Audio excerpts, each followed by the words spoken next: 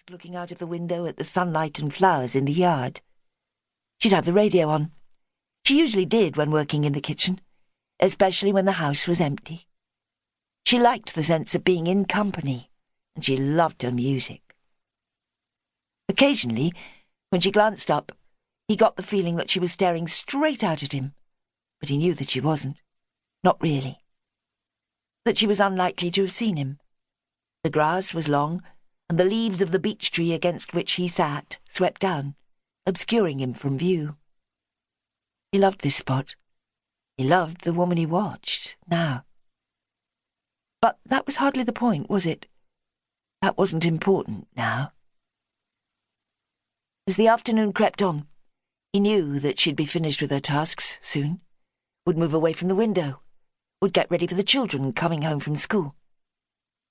He wondered if he should meet them off the bus, so that they didn't go up to the house alone. Perhaps he would. But he could delay things no longer. He left the ridge and followed the winding rabbit path down, climbed the low fence that separated the yard from the field, and crossed towards the house. Looking up, she saw him then. She smiled, her eyes lighting with genuine pleasure and welcome, filling him with so much happiness that he could hardly bear it. Then slowly, reluctantly, he raised the shotgun. He could see her clearly, even glimpsed the strands of grey in her soft blonde hair. He fired both barrels. Glass shattered. The woman fell. Chapter 2. It was, Mac thought, always slightly odd to see Sergeant Baker out in the field, as it were.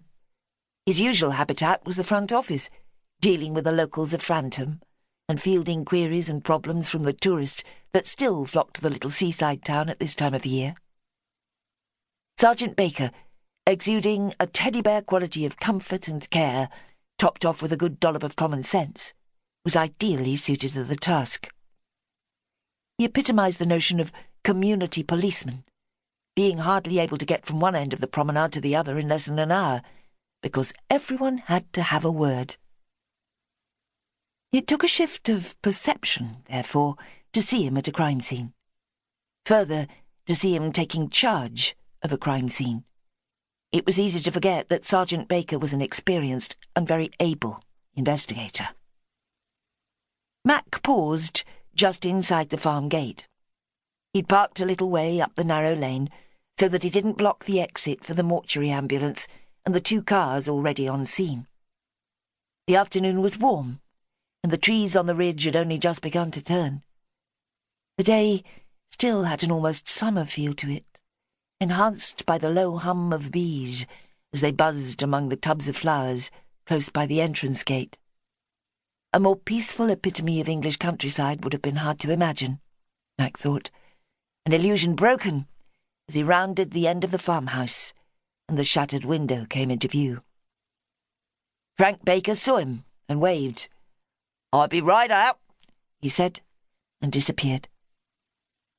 Mac stood quietly in the yard, his back to the house, looking up at the trees on the ridge and enjoying the illusion of peace for just a moment or two longer. It was wrong that violent death should happen anywhere, but it especially assaulted his sense of decency that it should happen in a spot as lovely as this. Frank Baker joined him, and Mac turned his attention back towards the house. "The shooter probably stood about there." Frank indicated a small area that had been cordoned off and a pathway that had been protected, leading back towards the fence. "The grass is flattened on the field edge over there. No footprints that we could see. It's been dry for days."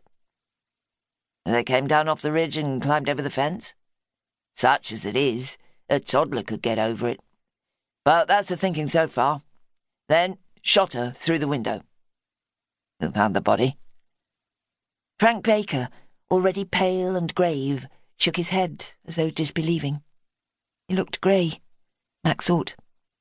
"Her kids found her," he said, "just home from school. The bus drops them at the end of the lane, then goes on into the village." "Jesus," Mac said. "How old?"